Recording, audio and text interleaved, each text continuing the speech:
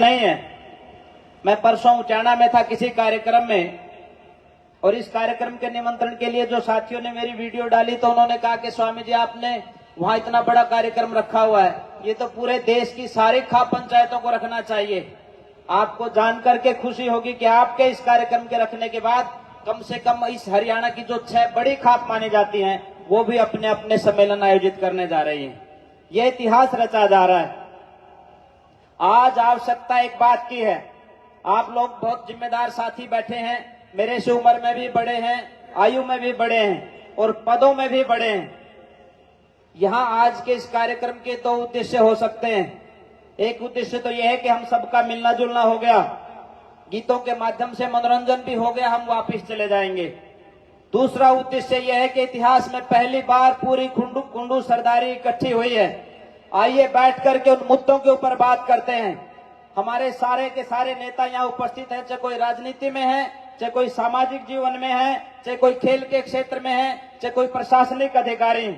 आइए बैठ करके चिंतन करते हैं। और आज के ये कुंडू गोत्र का जो एक तरह से महाकुंभ हुआ है, यहाँ से ये घोषणा होनी चाहिए कि समाज में जो वर्तमान मुद्दे चल रहे हैं उनके ऊपर आपकी क्या राय है, उसके बारे में कुंडू सरदारी क्या सोचती है। और सबसे पहले मैं उसी बात को दोहरा रहा हूं जो मेरे से पूर्व कुछ साथियों ने रखी कि आपके नौजवानों को दिग्भ्रमित किया जा रहा है, उनके ऊपर डाका डाला जा रहा है, उनको नशे की तरफ धकेला जा रहा है। यहां से ये प्रयास होना चाहिए कि कुंडू सरदारी ये फैसला करती है कि हमारे नौजवानों को नशे से बचाने के लिए पहल की जाएगी। दूसरा मेरा ये सुझाव है, फैसला आप लोगों को करना है, मैं तो सुझाव दे रहा हूं, और जो निर्णय आप लोगे उसमें मैं भी और पूरा आर्य समाज आपके साथ है। माननीय प्रधान चौधरी जयवीर सिंह कुंडू जी अभी 4 दिन पहले पूज्य स्वामी आर्यवेश जी जो पूरी दुनिया की आर्य समाज है उनके अध्यक्ष हैं, उनसे जब वो बैठ करके बात कर रहे थे तो स्वामी जी ने एक ही बात कही थी कि जो फैसला आप यहाँ आज इस मंच से लोगे, आर्य समाज डट करके उस फैसले पर आपके साथ खड़ा होगा। समाज में आंदोलन करना पड़ेगा तो भी, जागरूकता फैलानी पड़ेगी तो भी आपके साथ है। एक बात मैंने कही नौजवानों को नशे से बचाने की।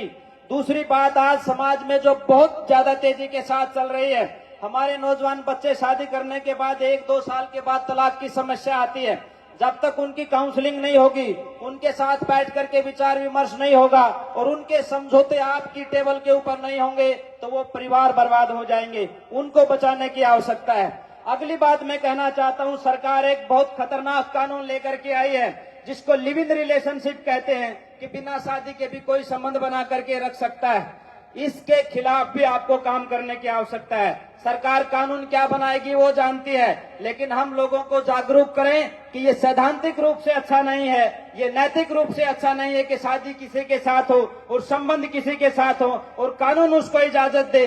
खाप पंचायतों के मन से मैं मानता हूं कि इसका विरोध होना चाहिए। और ये संस्कार जिसको विवाह संस्कार कहते हैं, ये एक तरह से पूरी सरदारी का, पूरी संवैधानिक तरीके से एक इजाजत दी जाती है कि आप इस सृष्टि को आगे बढ़ाने के लिए आज के बाद एलिजिबल हो गए हो, योग्य हो गए हो। तो ये परंपरा ना टूटे, इसलिए लिव इन रिलेशनशिप का भी विरोध होना चाहिए। समगोत्र और एक गांव के गांव में जो शादियां हो रही हैं, जो कि कानूनी रूप से भी गलत हैं, वैज्ञानिक रूप से भी गलत हैं, शारीरिक और मेडिकल रूप से भी गलत हैं, मैं चाहता हूं कि हमारे नौजवान बच्चों को प्रेरित किया जाए कि वो इस प्रकार की समस्याओं से बचें। ये ऐसे मुद्दे हैं जिनके ऊपर बात करके आप लोग फैसला लेकर के चलेंगे तो निश्चित रूप से खाप पंचायतों की जो परंपरा है उसके बारे में लोगों का सकारात्मक दृष्टिकोण होगा। आज कुछ लोग लगे हुए हैं आजकल जो खाप पंचायतों को एक तरह से बदनाम करने का प्रयास करते हैं, कुछ न कुछ उनके ऊपर आरोप लगाते रहते हैं, उनको ये भी कह देते हैं कि ये तुगलकी फरमान जारी कर रहे हैं। पर मैं आपसे निवेदन करना चाहता हूं, जितनी लंबी चौड़ी आपकी परंपरा है, और आदरणीय चौधरी जयवीर सिंह कुंडू जी का मैं बहुत बहुत बधाई और शुभकामनाएं देता हूं कि आपने जो ये इनिशिएटिव लिया है, आपने ये जो एक प्रयास किया है, इसको देख करके न सिर्फ हरियाणा में बल्कि पूरे देश में एक मुहिम चलेगी और दोबारा से एक सामाजिक ताने बाने को जोड़ने के लिए, इस समाज को अच्छा बनाने के लिए हमारी खाप पंचायतें दोबारा से अपनी भूमिका निभाएंगी और एक सुंदर समाज का निर्माण होगा। एक ऐसे समाज का निर्माण होगा जिसकी कल्पना ऋषि महर्षियों ने की थी, हमारे पूर्वजों ने और बुजुर्गों ने की थी। एक साथी ने अभी भजन के माध्यम से शहीद आजम भगत सिंह की बात रखी। उनके दादाजी जब महर्षि दयानंद सरस्वती से यज्ञोपवीत लेते हैं और समाज में चलते हैं, तब वो इन्हीं मुद्दों के ऊपर काम करते हैं, वो समाज के भाईचारे को जोड़ने का काम करते हैं। शहीद आजम भगत सिंह के चाचा जी चाचा अजीत सिंह इसी किसान के लिए काम करते हैं। जब अंग्रेज 3 कृषि के काले कानून लेकर के आए थे तो पगड़ी संभाल जट्टा पगड़ी संभालो ये नारा दिया था। आज आवश्यकता दोबारा से इसी बात की है कि हमारे नौजवान बचें, हमारी बहन बेटियों का मान सम्मान सुरक्षित रहे और इन बुजुर्गों की जो पगड़ियां हैं इनका सम्मान हमारे नौजवान करना सीख जाएंगे। जिस दिन ये करना सीख जाएंगे उस दिन हमारे ये कार्यक्रम आयोजित करना सफल हो जाएगा। आदरणीय जयवीर कुंडू जी और उनकी पूरी टीम को मैं बधाई दे रहा हूं, इनकी युवा टीम को भी, और लगभग 50 ये साथी पिछले 20 दिन से लगे हुए हैं। मैं आप लोगों से चाहूंगा कि एक बार तालियां बजा करके इन साथियों का अभिनंदन होना चाहिए जिन्होंने रात दिन मेहनत करके आपको इकट्ठा किया है। एक बार फिर इस आशा